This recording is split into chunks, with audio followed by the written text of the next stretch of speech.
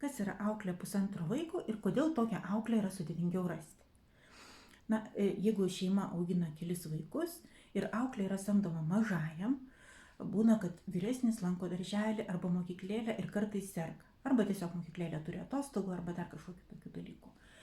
Ir kartais reikia prižiūrėti tik tai vieną vaiką, o kartais reikia prižiūrėti du, bet tai yra nepilnas etatas. Tokiai aukliai turėtų būti mokama labai aiškiai už kiekvieną valandą, kada ji dirba su 2 vaikais kitokiu tarifu. Ir kodėl tokia auklė yra sudėtingiau rasti? Todėl, kad auklė turi sugebėti dirbti su 2 vaikais, neišskirdama ne vieno.